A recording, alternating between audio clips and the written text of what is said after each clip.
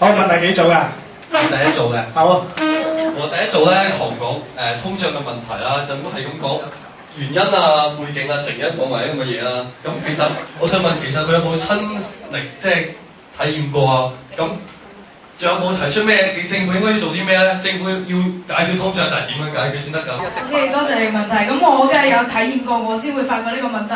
我每個禮拜只係得40-50蚊去食飯咋。我真係要上社群嚟嘅啦喎，你知？我喺個 A 記餐，我可能食咗30蚊，跟住我就剩翻10蚊，就係用成個禮拜。咗我早餐、午餐、晚餐點解決咧？我以前40蚊、50蚊可以食到成個禮拜㗎。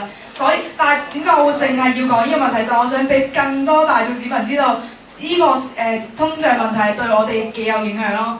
好，多謝晒先。方法啊，未答點樣解決？講埋呢個咧就差唔多嚇，因為我哋時間。對於點樣解決咧？我當然，如果你哋真係選咗我嘅話，我一定會同政府去解決。第二組嘅就係問題，我想問一問你喺澳門邊一條街度見到有行人路，即係政府將一啲位置將佢劃咗成可以泊電單車嘅車位？我想問翻呢個問題，唔該晒。好啦，第二組舉手。好多謝第一組嘅候選人提議呢個問題啦。咁其實可能你唔熟悉筷子基呢個道路啦。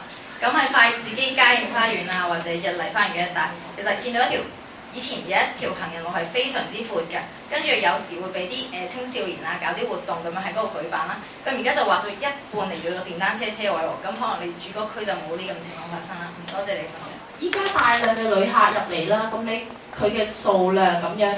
咁即係咁，如果啲旅客運輸唔切去嗰個賭場，咁都係造成一條長龍喺度，跟住啲旅客又會製造噪音啊，製造垃圾嘅啫喎。咁亦都可能第二啲旅客又搭的士咧，咁又係始終都係要咁幾多輛的士先夠咧？究竟有？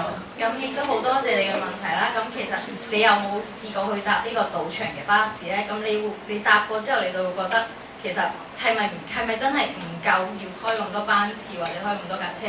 咁我自己就試過去搭啦，跟住咧我就發覺其實一架車可能係根本就係得4-5個人搭嘅，佢日日咁樣開，日日咁開，咁係咪製造到啲廢氣嘅問題咧？好嗱，西條咧好短時間裏邊咧撩你一啲問題，你要為你嘅團隊裏邊咧係諗定去解決方法。咁啊包括啦，頭先即係亦都有人自己可以即時解答到啦。點解會解答到？大家知唔知啊？